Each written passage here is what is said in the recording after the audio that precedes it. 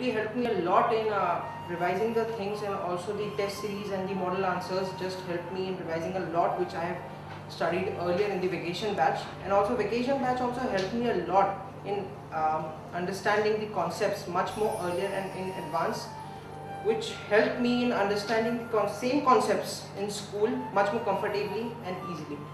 Through these continuous test series program, they have helped in coping with the fear that we have usually during our board examination.